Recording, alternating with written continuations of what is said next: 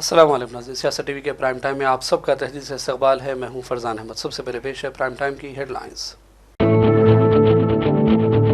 Chief minister Telangana Revanth Reddy ने नारसिंगी में young India police school का किया इफ्तिताह। कहा, मुल्क का मुस्तक़बिल स्कूल्स के क्लासरूम में है मौजूद। तेलंगाना मॉडल पूरे मुल्क के लिए मिसाल, तमाम तबक़ात को इंसाफ फराहम करने कांग्रेस की कोशिशें जारी। तेलंगाना के डिप्टी सीएम भट्टी विक्रमारक का बयान। All India Muslim personal board ने 10 अप्रैल तक 7 जुलाई मुल्क भर में वक्फ बचाओ मुहिम का किया ऐलान। बोर्ड के सदर मौलाना खालिद सैफुल्लाह रहमानी ने पुरअमन एहतजाज की अपील की। बीजेपी के पास पैसा है, सरकारी इदारे हैं, फिर भी फतह कांग्रेस की होगी। अहमदाबाद कौमी कन्वेंशन में राहुल गांधी का आज़म, वक्फ कानून को करार दिया मजहबी आज़ादी पर हमला। और गाजा के इलाके शुजाइया में इसराइल की बदतरीन बमबारी, कम से कम 35 अफराद शहीद, 55 हुए जख्मी।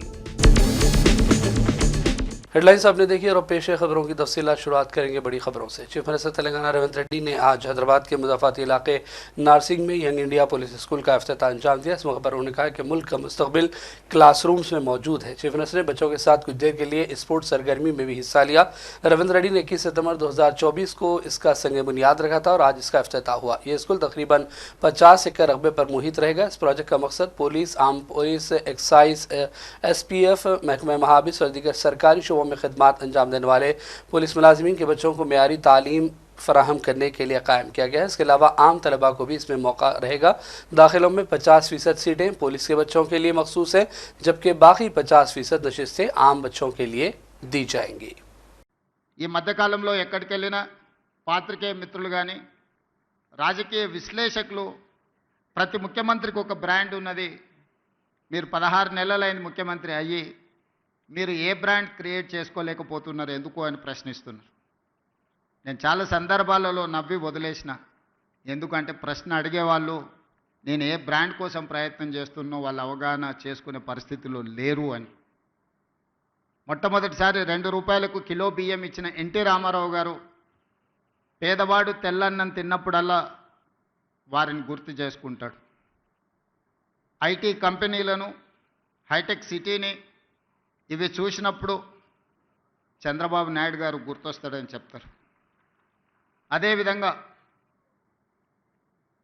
జలయజ్ఞం వ్యవసాయాన్ని ప్రాధాన్యతగా తీసుకొని ఉచిత కరెంటు నుంచి సాగునీటి ప్రాజెక్టుల వరకు రైతుల సమస్యలను చర్చించినప్పుడు రైతు బాంధవుడుగా డాక్టర్ వైఎస్ రాజశేఖర రెడ్డి గారు గుర్తొస్తారు.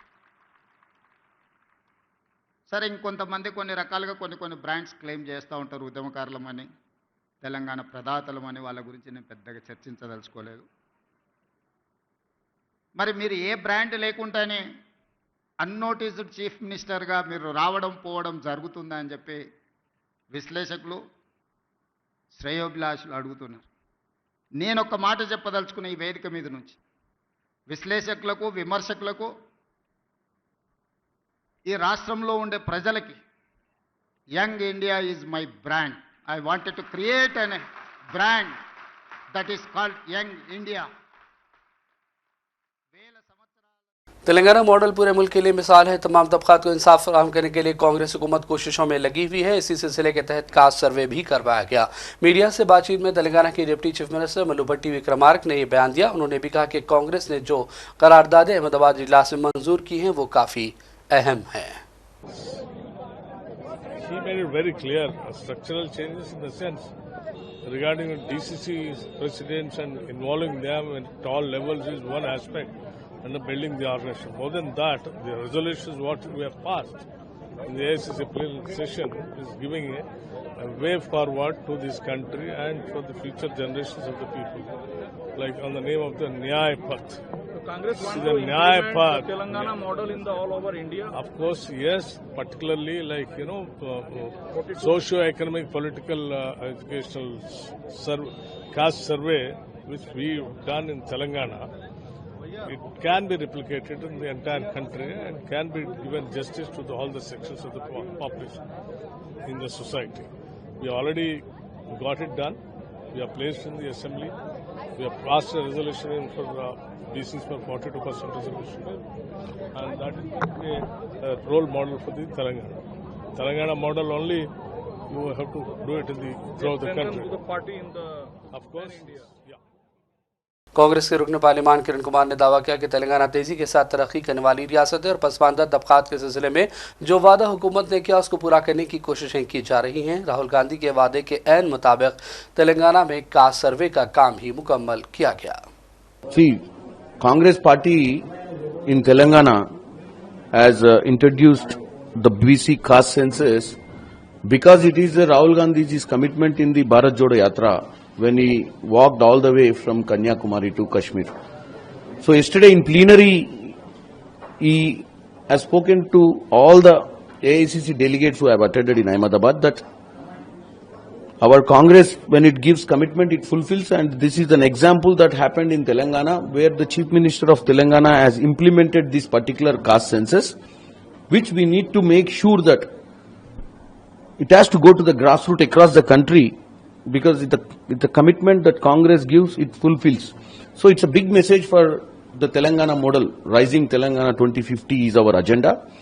Our interest is to be a part of 5 trillion economy in this country. Telangana should reach up to 1 trillion economy is our agenda, and Rahul Gandhi is very proud of Telangana's whatever the welfare schemes implementation and other stuff. मुल्क में नया वक्फ कानून नाफिज हो गया, जिसके बाद हुकूमत तेलंगाना ने इस पर कानूनी राय हासिल करने का फैसला किया है। मौजूदा बोर्ड को लेकर सवालिया निशान है। रेवंत रेड्डी हुकूमत ने इस सिलसिले में एडवोकेट जनरल के अलावा हाई कोर्ट और सुप्रीम कोर्ट से ताल्लुक़ रखने वाले माहिरीन से कानूनी राय हासिल करने का फैसला कर लिया है। नए बोर्ड की तश्कील के इम्कानात का भी इस दौरान जायजा लिया जा रहा है। All India Muslim personal law board ने 10 अप्रैल तक 7 जुलाई मुल्क भर में वक्फ बचाव मुहिम का ऐलान किया है। बोर्ड के सदर मौलाना खालिद सैफुल्लाह रहमानी, जनरल सेक्रेटरी मौलाना मोहम्मद फजलुर रहमान मुजद्ददी और कन्वीनर मजलिस अमल बराए औकाफ डॉक्टर कासिम रसूल इलियास ने बयान जारी किया और मरकज़ी हुकूमत की जानिब से मंजूरा कानून की मजम्मत की और इसे गैर आइनी करार दिया। मुस्लिम पर्सनल लॉ बोर्ड ने सुप्रीम कोर्ट में वक्फ कानून को चैलेंज भी किया है। बोर्ड ने वक्फ बचाव मुहिम के पहले मरहले का 10 अप्रैल से आगाज़ करने का फैसला किया। 11 अप्रैल से 18 अप्रैल तहफ़्फ़ुज़ औकाफ हफ्ता मनाया जाएगा। जुमे से क़बल मसाजिद में बयानात दिए जाएंगे। इसके अलावा कॉर्नर मीटिंग्स और इंसानी जंजीर जैसे प्रोग्रामों का भी इनेकाद किया जाएगा। सैयद गुलाम अफजल बयामानी और मारूफ खुसरो पाशा, चेयरमैन तेलंगाना स्टेट हज कमेटी ने दफ्तर हज कमेटी हैदराबाद में मुनक़िदा खुसूसी मीटिंग के मौके पर सऊदी एयरलाइंस के अहदेदारों को हज के लिए परवाज़ों का शेड्यूल जारी किया। हज 2025 के सिलसिले में जामे इंतजामात के हवाले से इस मौके पर तबादला ख्याल किया गया। दीगर अहदेदारान के अलावा वक्फ बोर्ड के दीगर जिम्मेदारान भी इस मीटिंग के मौके पर मौजूद थे। वरंगल में वक्फ तरमीमी एक्ट को लेकर एक अहम राउंड टेबल मीटिंग हुई, जिसमें मोहम्मद सुबान, मोहम्मद अब्दुल कुद्दूस, मोहम्मद अली ज़ुबैर और मोहम्मद मोइनुद्दीन अहम किरदार अदा किया। इजलास में CPI रियासती कायद एनराजा, साबिक़ा रुकन असम्बली गवर्नमेंट में BRS के ज़िला सदर DVN भास्कर रहे। CPI लीडर एनराजा ने कहा कि मरकज़ी हुकूमत मज़लूम तबक़ात को नज़रअंदाज कर रही है। सहाफ़ी SM सईद ने इत्तेहाद पर जोर दिया और कहा कि मसले की इख्तिलाफ़ात ख़त्म करे बगैर कामयाबी मुमकिन नहीं है। मोहम्मद अब्दुल कुद्दूस की निज़ामत में मुनक़िदा इजलास में तय पाया कि वक्फ एक्ट की वापसी तक एहतजाज जारी रखा जाएगा। इजलास मुस्लिम पर्सनल बोर्ड के जिम्मेदार फसीउद्दीन कासमी समेत वरंगल, हनमकुंडा और काजीपेट के सरकर्दा अफराद ने भी इसमें शिरकत की। జిల్లా అధ్యక్షునిగా కేటీఆర్ గారు ఆదేశం మేరకు ఇక్కడ రావటం జరిగిందన్నటువంటి విషయాన్ని కూడా ఈ సందర్భంగా తెలియజేస్తున్నాను. పార్టీ తరఫున అనుకోండి, వ్యక్తిగతంగా అనుకోండి, ఏప్రిల్ 3న పార్లమెంట్లో వక్ఫ్ బోర్డుకు సవరణ గురించి చేసినటువంటి దీన్ని తీవ్రంగా ఖండిస్తూ, వ్యతిరేకిస్తూ ఈ రౌండ్ టేబుల్ సమావేశంలో తీసుకున్నటువంటి నిర్ణయాలకు మద్దతుగా వ్యక్తిగా, ఒక శక్తిగా, పార్టీగా మీకు తోడుంటానన్నటువంటి విషయాన్ని ఈ సందర్భంగా తెలియజేస్తాను. సరే, అందులో ఉన్నటువంటి అంశాలు అనేక మంది పెద్దలు చర్చించడం జరిగింది. ఈరోజు ఎంత బాధాకరం అంటే, ఎప్పుడో ఏళ్ల నుంచి వచ్చినటువంటి వక్ఫ్ బోర్డు ఆస్తుల గురించి, దాని హక్కుల గురించి పరిరక్షణ చేయవలసింది బాధ్యత మరి ప్రభుత్వాల పైన ఉంటుంది. ఎందుకంటే మన ఓట్లు తీసుకొని ఒక ప్రభుత్వాన్ని నడిపిస్తున్నటువంటి సందర్భంలో तुम्हारे आमाल का असर है, और जब हम बददियानती पर उतर आते हैं, बदउदवानी पर, तो जालिम हुक्मरान हम पर मुसल्लत किए जाते हैं। हमें चाहिए पुरानी आयात की रोशनी में मुझे आपको अपना जायजा लेना चाहिए, हमें अपना मुहासबा करना चाहिए कि हमसे कहां कहां गलती हुई, तफसील में जाने का यह हरगिज मौका नहीं है। बहरहाल ये जो वक्फ बिल में तरमीम जो की गई है, यकीनन ये हमारे मुल्क के आईन और दस्तूर पर हमला और उनकी नीयत ठीक नहीं है। उनकी नीयत यही है कि डिफेंस के बाद, आर्मी के बाद सबसे बड़ी मौकूफा जायदादें हैं, इनको किस तरह हड़प करना चाहिए, कानून को कमजोर किया जाए और इस तरह इनको हत्या लिया जाए। जाहिर है कि अगर हमारा ईमान पक्का हो और हमारी तहरीक के अंदर जान हो तो अल्लाह की मदद, जैसे हमारे उलमा हजरात ने भी बताई ये बात कि अल्लाह की मदद हमारे साथ शामिल हाल हो। बहरहाल तफसील में जाने का मौका नहीं है। वक्फ तरमीमी बिल जो 2025 में हमारी जायदादों के खिलाफ पार्लियामेंट के अंदर पास हुआ। साबिक़ रियासती वज़ीर टी हरीश राव ने रियासती हुकूमत से उन किसानों को 20,000 रुपये फ़ी एकड़ मुआवजा देने का मुतालबा किया जिनकी फसल हालिया बारिश और झालाबारी की वजह से तबाह हुई थी। अपने हल्क़े इंतखाब में फसलों को नुकसान पहुँचने की खबर के बाद हरीश राव ने ज़राअत और बागबानी से जुड़ी शख्सियात से बात की और बारिश से किसानों को हुए नुकसान के बारे में दरियाफ्त किया।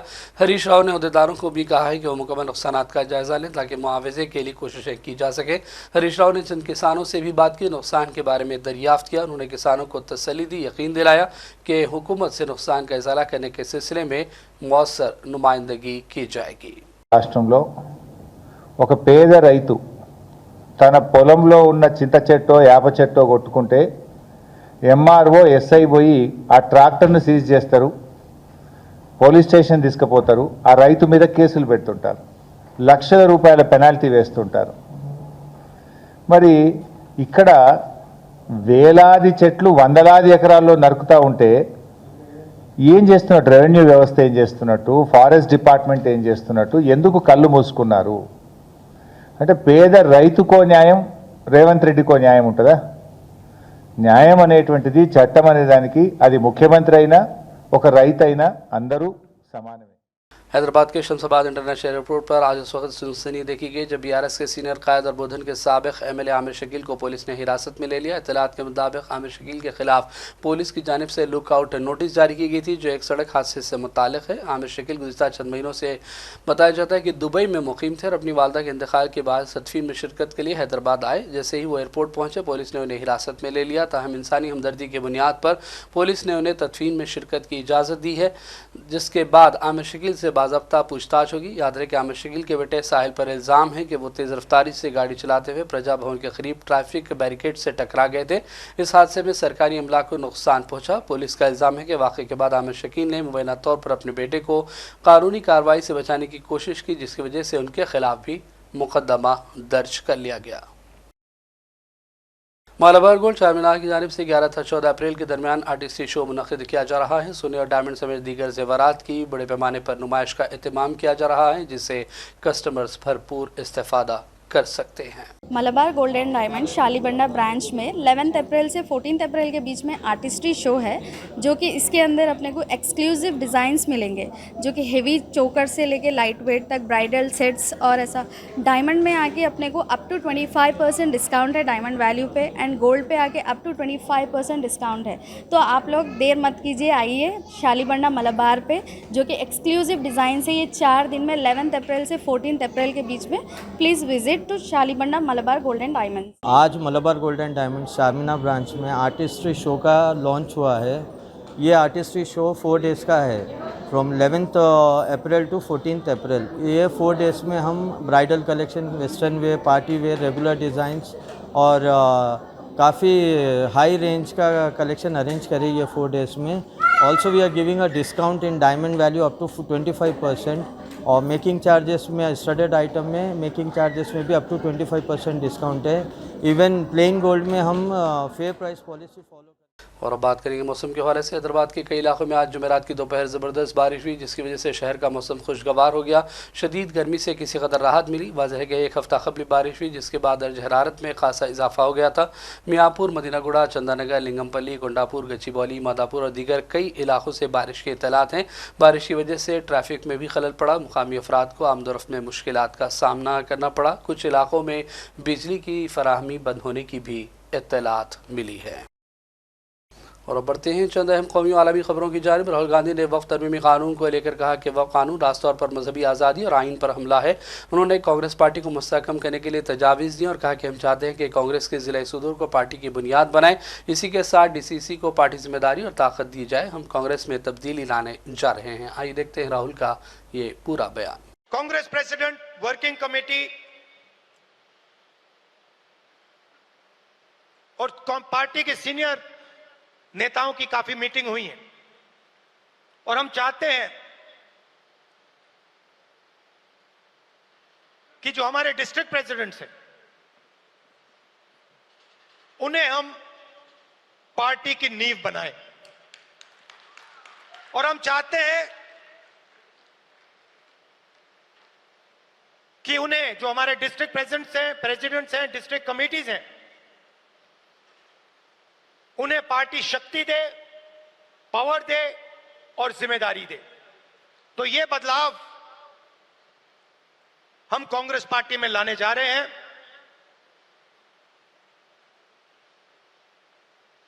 डिस्ट्रिक्ट कमेटी और डिस्ट्रिक्ट प्रेसिडेंट को हम पार्टी का फाउंडेशन बनाने जा रहे हैं।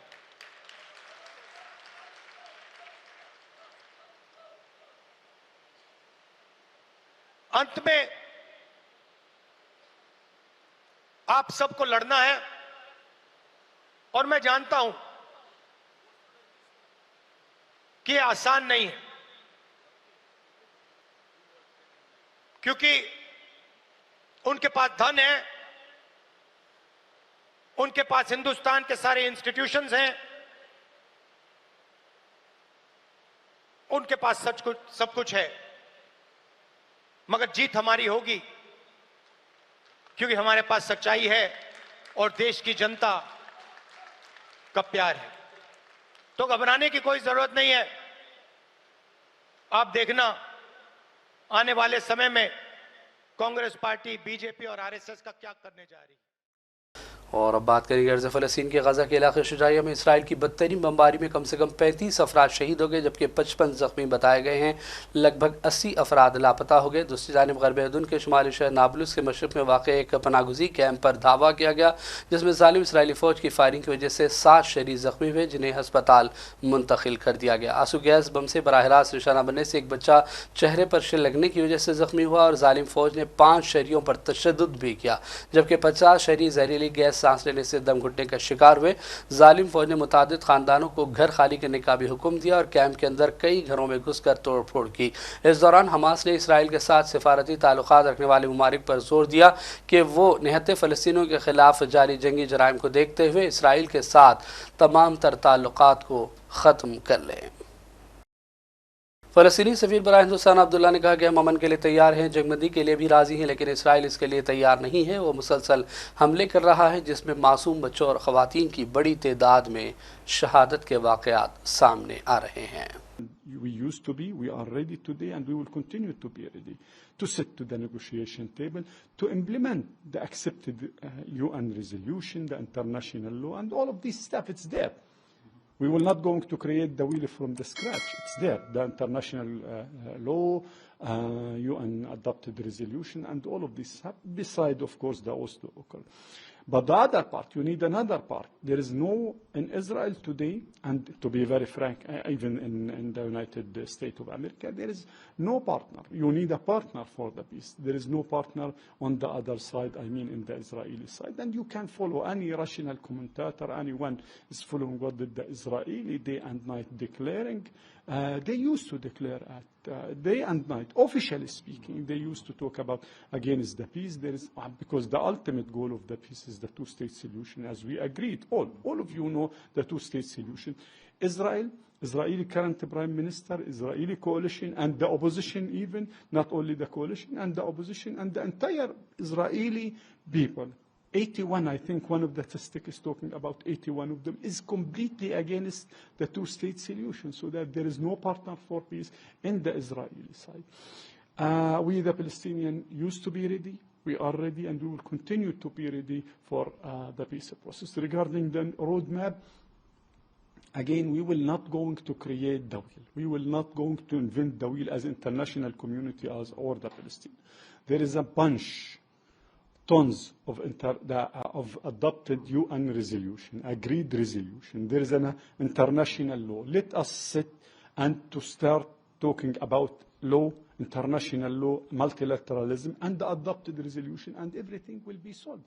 Just the Israeli side was not.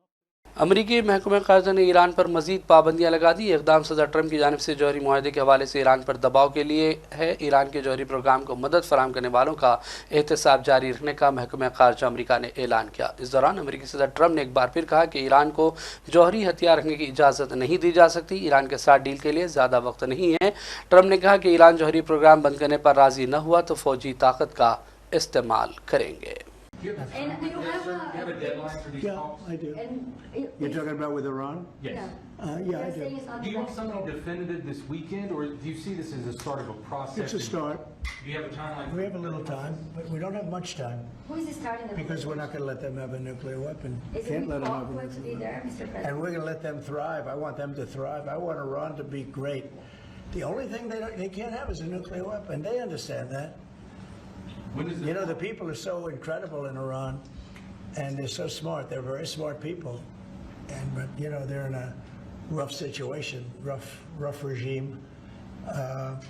But they understand, and the leaders understand. And I'm not asking for much. I don't. They can't have a nuclear weapon, and I've said that. And I was a little bit surprised because when the election was rigged, I figured they'd get the weapon because with me they were broke. They were broke. They had no money because of the sanctions. Nobody could buy oil. We did that to Venezuela just recently, and we'll do it to other countries if we have to. I want to see Russia and Ukraine make a deal. They got to make a deal.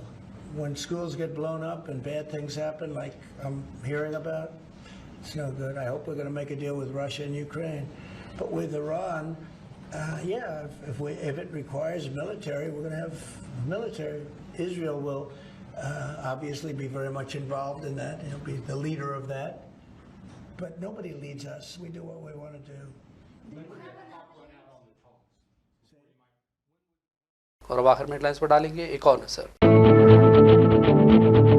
Chief minister Telangana Revanth Reddy ने नारसिंगी में young India police school का किया इफ्तिताह। कहा मुल्क का मुस्तकबिल schools के classroom में है मौजूद। तेलंगाना मॉडल पूरे मुल्क के लिए मिसाल, तमाम तबकात को इंसाफ फराहम करने कांग्रेस की कोशिशें जारी। तेलंगाना की डिप्टी सीएम भट्टी विक्रमारक का बयान। All India Muslim personal board ने 10 अप्रैल तक 7 जुलाई मुल्क भर में वक्फ बचाओ मुहिम का किया ऐलान। बोर्ड के सदर मौलाना खालिद सफीउल्लाह रहमानी ने पुरअमन एहतजाज की अपील की। बीजेपी के पास पैसा है, सरकारी इदारे हैं, फिर भी फतह कांग्रेस की होगी। अहमदाबाद कौमी कन्वेंशन में राहुल गांधी का आज़म, वक्फ कानून को करार दिया मजहबी आज़ादी पर हमला।